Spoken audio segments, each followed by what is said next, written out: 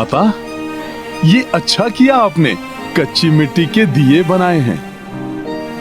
ये शीघ्र ही गंगा जी के पवित्र जल में घुलकर गंगा जी में समा जाएंगे, जिससे ये जल दूषित भी नहीं हो पाएगा। दीपदान महादान। जब तक पवित्र गंगा में दीप प्रज्वलित करके प्रवाहित ना किया जाए, तब तक गंगा पूजा पूर्ण नहीं होती। हाँ देवेश्वरी, ये प्रज्वलित दीप उस श्रद्धा के प्रतीक हैं जिसकी ज्योति भक्तों के हृदय में प्रभावित होकर उन्हें धर्म के आलोक से प्रकाशित करती है। इस वानर के कारण राम की गंगा पूजा सफल हो गई, किंतु गया पूजा सफल नहीं हो पाएगी। ये वानर कुछ नहीं कर पाएगा, क्योंकि मैं स्वयं राम की पूजा भंग करूंगा।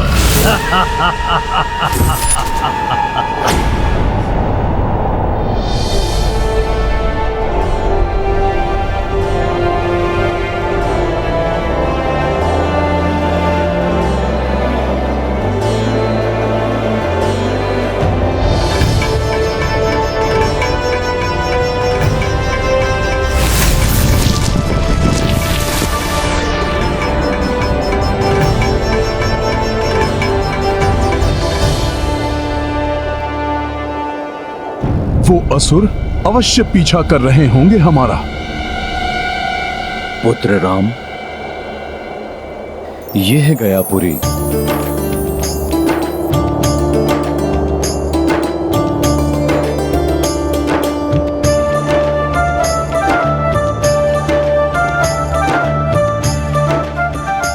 यही 5 कोश के क्षेत्र में गयासुर लेट गया था और यहीं से पवित्र फल्गु नदी प्रवाहित होती है।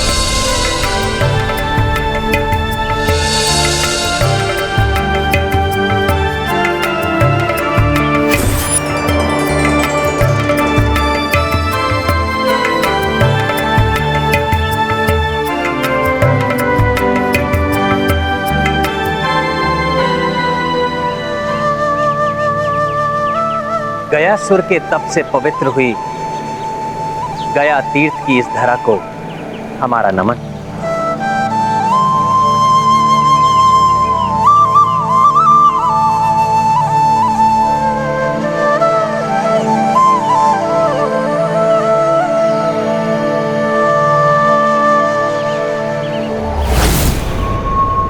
इस वानर को वश में करना तुम सबके सामर्थ्य से बाहर है राक्षसों।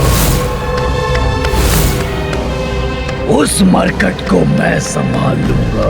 इसी मध्य में तुम सब मिलकर ये राम की पिंडदान पूजा को असफल करोगे। अब देखता हूं मैं तुम्हें मरकट कि तुम कैसे राम की सहायता कर पाते हो।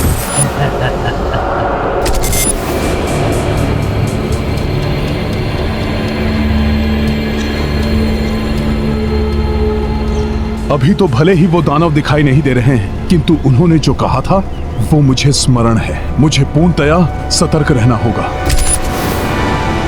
मरकट, अब चाहे तुम सजग रहो, सतर्क रहो या सावधान, होगा वही जो मैं चाहूंगा।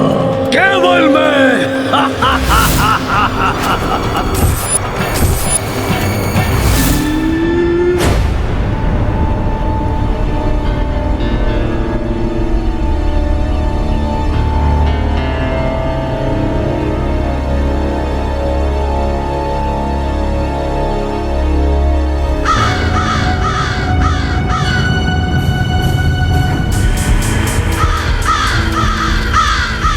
पूर्णतः सावधान रहूंगा। उन अधर्मी असुरों को मैं यहां कदापि नहीं आने दूंगा।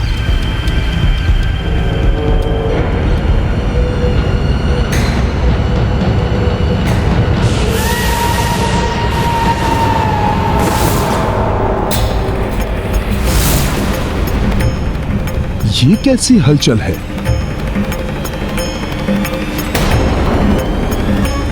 क्या हुआ हनुमान?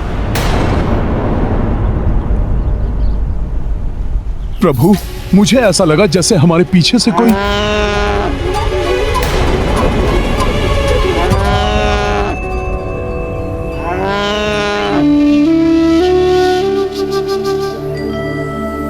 प्रणाम।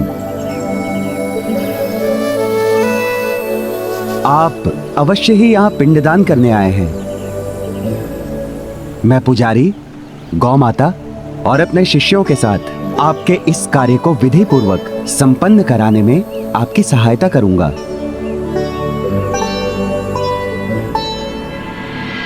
पुजारी जी, पुत्र राम,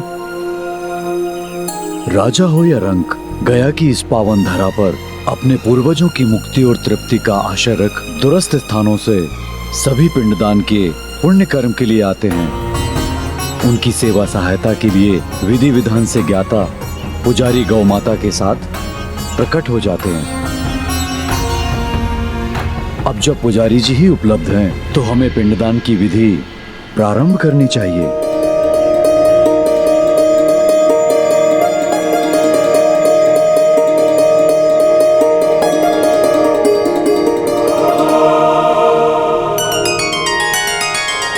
स्मरण रहे, राम द्वारा पिंडदान किसी भी अवस्था में पूर्ण नहीं होना चाहिए। पुजारी, गौ, काग, यहाँ तक कि फल्गु नदी का जल प्रवाह दूषित कर दो सभी को।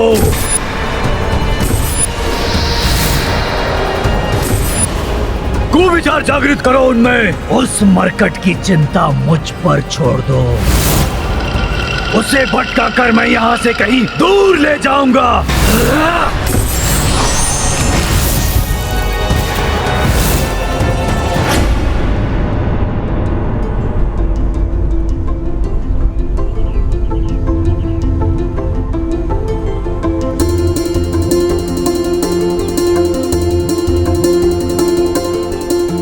ये हवन सामग्री है और सभी तैयारियां पूर्ण हो चुकी हैं।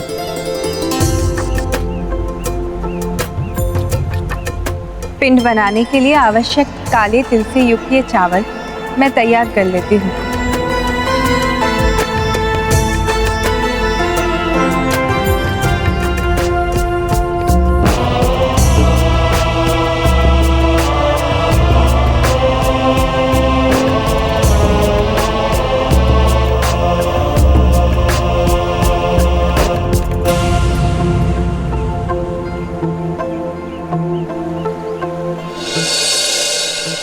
हे गंगा मैया, आपके पवित्र जल के छिड़काव से हम हवन विधि प्रारंभ करते हैं।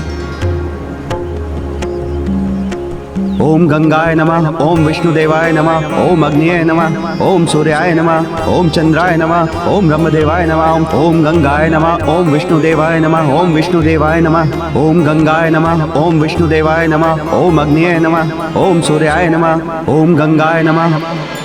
अब इस कुशा से मैं स्थान को निर्गुण बनाता हूँ।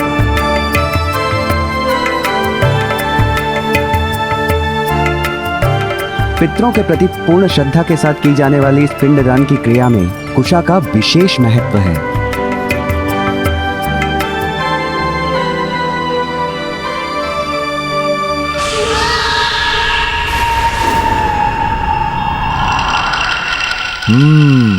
मायावी आसुरी शक्तियों की उपस्थिति का आभास हो रहा है मुझे।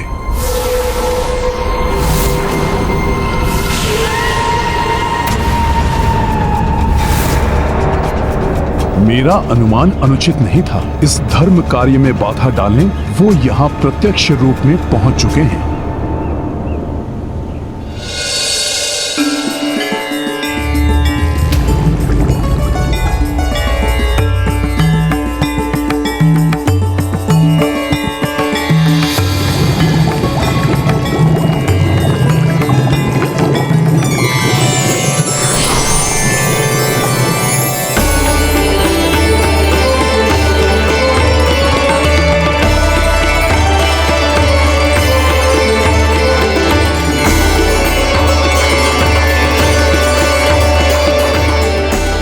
प्रणाम फल्गुनी माता।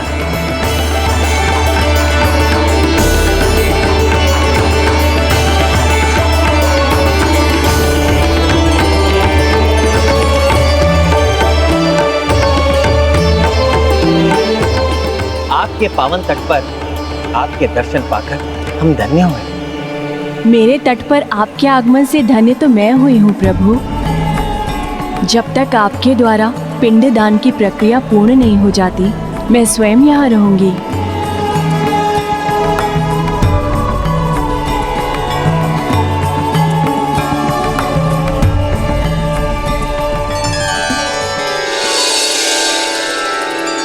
प्रभु, अब आप हवन अग्नि प्रज्वलित कीजिए। ओम अपवित्र पवित्रो वा सर्वास्थां गतोऽपि वा यः स्मरेत् पुण्डरीकाक्षं सभाभ्यान्तरं शुचिः। पुनः पुण्डरीकाक्षं पुनः पुण्डरीकाक्षं पुनः पुण्डरीकाक्षम्। ओम अग्निदूतं पुरोदधे, ओम अग्निदूतं पुरोदधे हव्यवाहमुपब्रुवे देवा आसाद्याः धीः। ओम अग्निदूतं पुरोदधे। मरकट, अब मैं तुम्हें वहां से हटकर यहाँ आने पर बाध्य कर दूंगा और मेरे राक्षस सेवक वहां पर अपना कार्य करेंगे।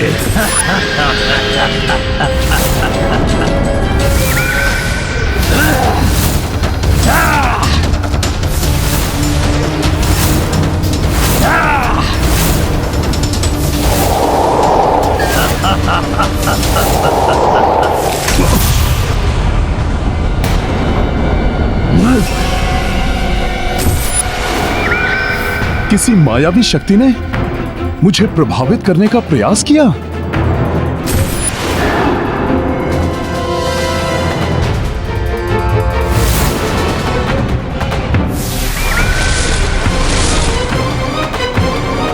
मेरी इतनी प्रभावी शक्ति को इतनी सहजता से झेल लिया इस मरकट ने अति बलशाली प्रतीत होता है। अपनी योजना पूर्ण करनी है तो उसे यहाँ से दूर ले जाना होगा। तो यही है वो दुष्ट जो यहां पर व्यवधान उत्पन्न करने का प्रयास कर रहा है।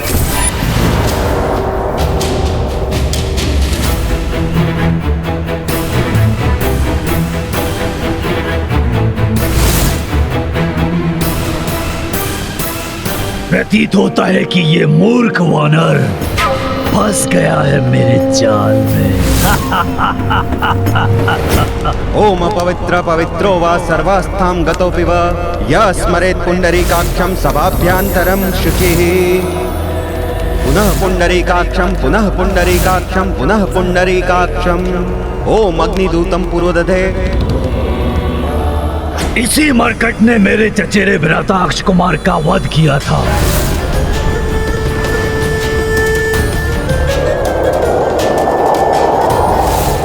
मेरे पिता के साथ छल कर सुग्रीव को छुड़ाया। इसे साधारण समझने की भूल नहीं करनी चाहिए मुझे। यहां से दूर ले जाना ही होगा इसे।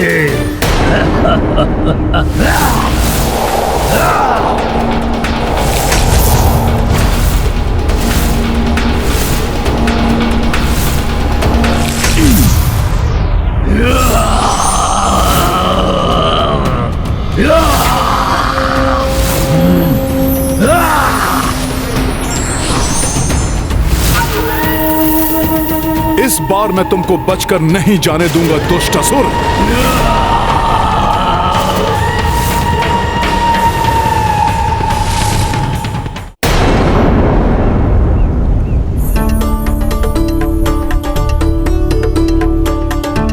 आप दोनों भोजन ग्रहण कीजिए।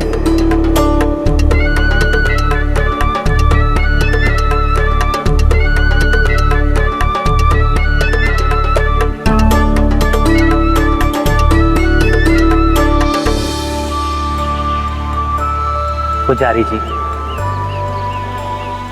हमारी पूजा विधिवत संपन्न करने के लिए ये दान स्वीकार कीजिए। अवश्य।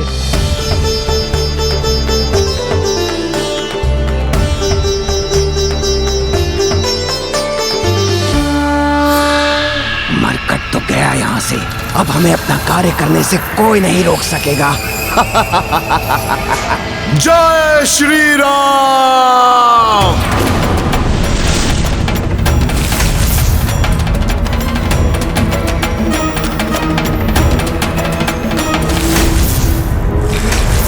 उधर क्या देख रहे हो वानर? यहाँ देखो,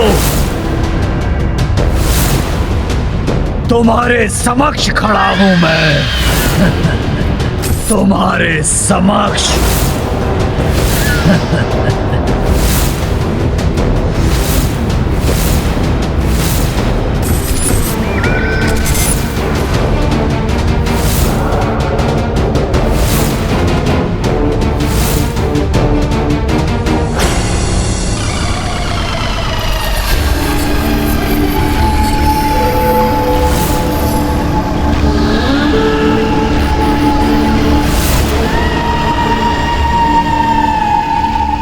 कोई है क्या यहाँ?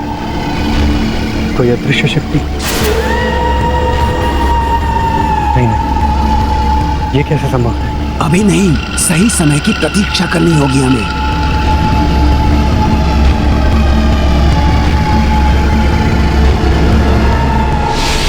अगली पूजा के लिए आप और आप सब अनुज भ्राता पिंड का निर्माण करें और उन्हें इस कुश पे स्थित करें। अपने पितरों को सद्गति दिलाने हेतु उनको प्रेत योनि से मुक्त कराकर उनका परमात्मा से समागम कराने हेतु हम पिंडदान कर रहे हैं। यः स्मरेत् पुंडरीकाक्षं सभाभ्यान्तरं शुचिः पुनः पुंडरीकाक्षं पुनः पुंडरीकाक्षं पुनः पुंडरीकाक्षं ओम अग्निदूतं पुरोदधे ओम अग्निदूतं पुरोदधे हव्यवाहमुपब्रुवे देवा आसाद्याः।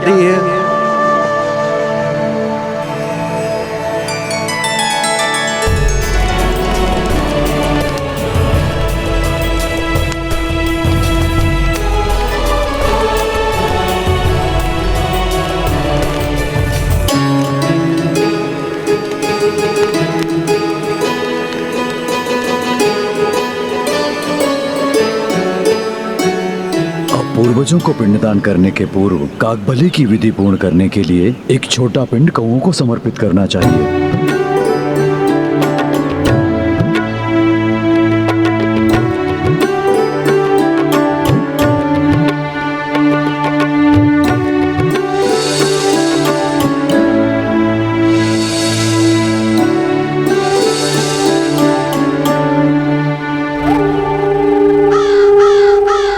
बोलो, कौन हो तुम और मेरे प्रभु की पूजा में व्यवधान क्यों डालना चाहते हो? पूजा ही नहीं, मैं तो राम नाम के अस्तित्व को ही नष्ट करना चाहता हूँ।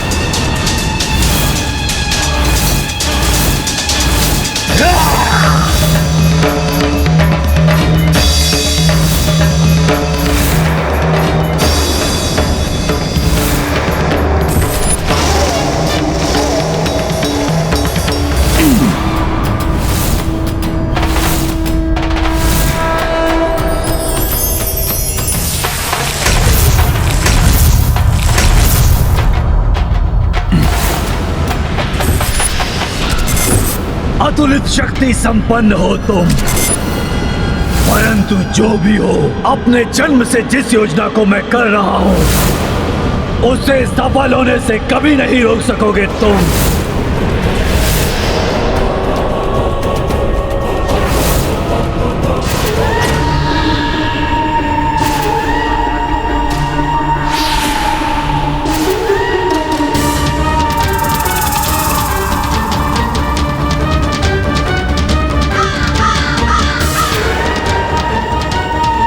किसी के द्वारा दान किया हुआ भोजन शोभा नहीं देता। जो खाना है छीन के खाना। किस योजना की चर्चा कर रहा है ये अधर्मी? क्या प्रमाणित करना चाहता है और क्यों? कौन है ये? स्मरण रहे मरकट, निकुंभ है मेरा नाम। सोच बदलता हूं मैं सबकी, परंतु जो स्वयं सोचता हूं वो अवश्य पूरा करता हूं। तुम्हारी इस दुष्ट सोच को मैं यहीं सीमित कर दूंगा। मेरी योजना के अनुसार ये वानर अब मेरे जाल में फंस चुका है। इधर इस मरकट को मैं युद्ध में उलझाए रखूंगा, तब तक मेरे अनुचर निश्चित रूप से राम के पिंडदान की प्रक्रिया को बाधित कर उसे नष्ट भ्रष्ट कर देंगे।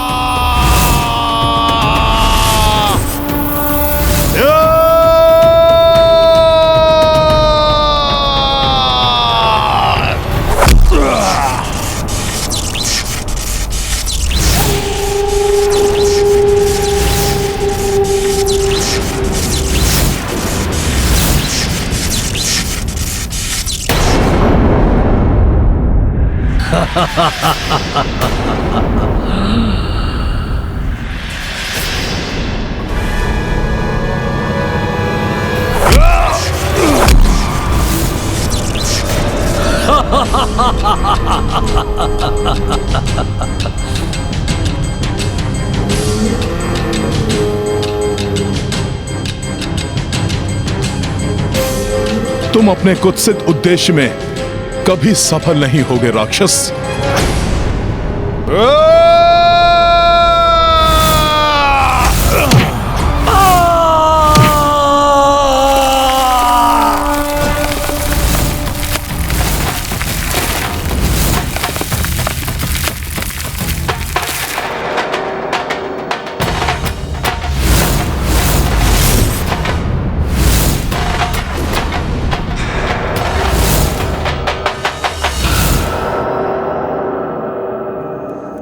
अब इसे उलझा कर रखने के लिए मुझे कोई दूसरा उपाय सोचना होगा।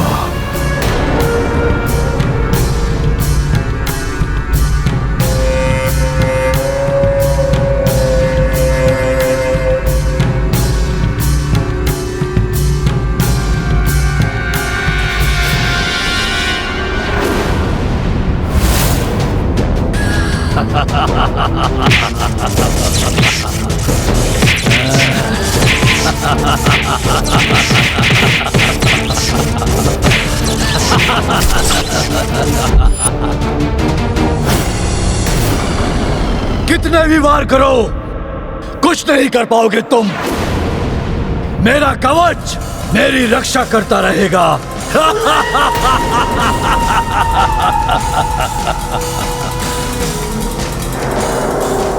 जो कवच तुम्हारे पास ही नहीं रहेगा, वो तुम्हारी रक्षा कैसे करेगा दुष्ट असुर।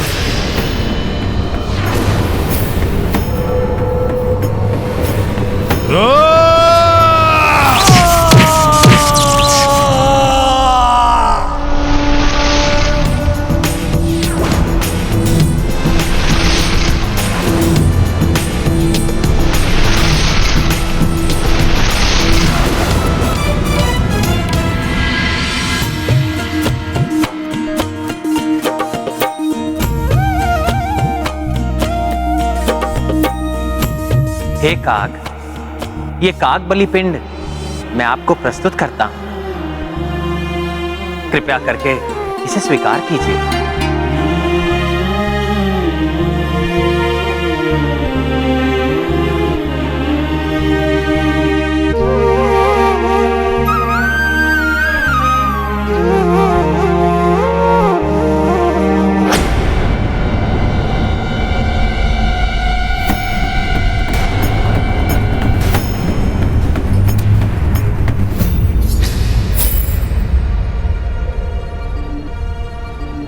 कागबली से मलिनता का निवारण होता है और पितरों की मुक्ति का मार्ग प्रशस्त होता है। कागबली यदि अस्वीकार हो जाए तो पिंडदान अपूर्ण रह जाता है। इसलिए कागबली के अस्वीकार करने से क्रिया पूर्ण नहीं होती। हमारे पास समय भी शेष नहीं है। यदि आज ये कार्य समय रहते पूर्ण न हुआ तो पिंडदान के लिए हमें 1 वर्ष की प्रतीक्षा करनी होगी।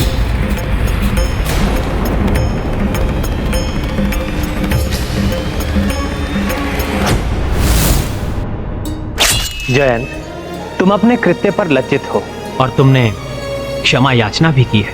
इसलिए मैं तुम्हें वर देता हूं, जो भी पितृपक्ष में तुम्हें भोजन देगा उसके पितृ उससे संतुष्ट रहेंगे। जिन प्रभु श्री राम के मुख से कागों को यह वरदान प्राप्त हुआ है, कि पिंडदान की प्रक्रिया पूर्ण करने के लिए सर्वप्रथम उन्हें ही पिंडदान अर्पित होगा।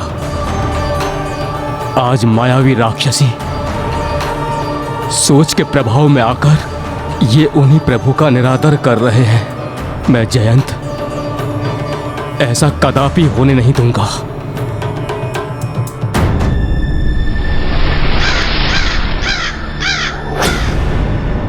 तुमने धर्म को अत्यंत ही दुर्बल समझ लिया है असुर। तुम कितनी भी चेष्टा कर लो असुर, धर्म को विफल करना इतना सरल नहीं है। धर्म अपने पंख फैलाकर जहां आवश्यकता होती है वहां स्वतः पहुंच जाता है। ये काग रूप धारण कर कौन चला आ रहा है यहाँ? रोको उसे।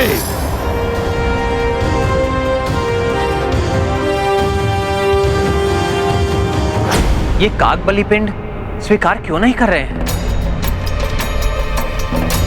किसकी प्रतीक्षा कर रहे हैं? ये कुछ तो है जो उचित नहीं है।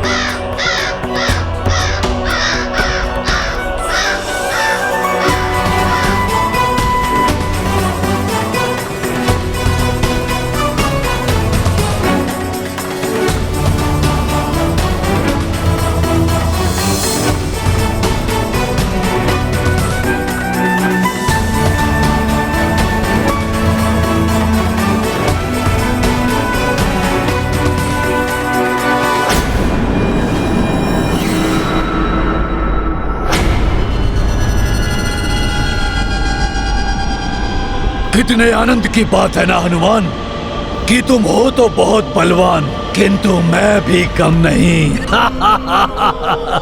परंतु अब अधिक समय तक तुम सुरक्षित नहीं रहोगे असुर।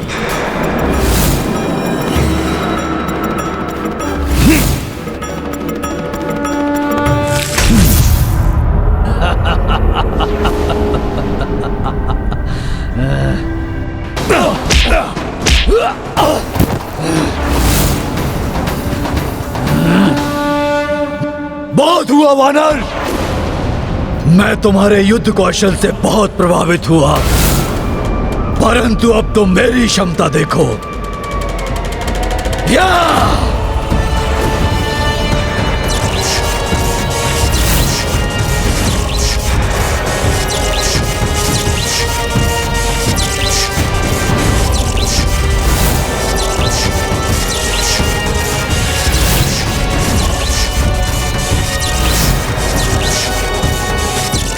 मार्कट, मेरे इस मुष्टि प्रहार को अब नहीं रोक सकोगे तुम।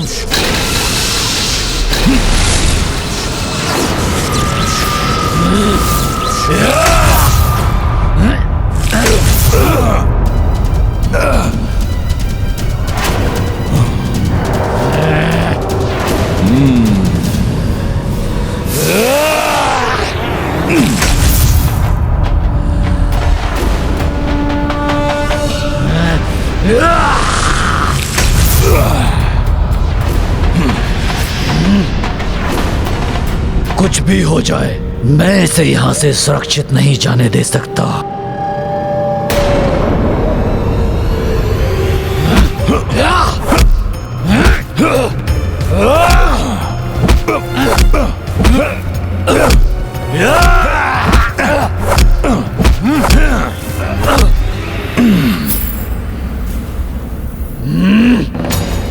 मैं इस पर कैसा भी प्रहार करूं, ये अपने कवच से उसे रोक लेगा।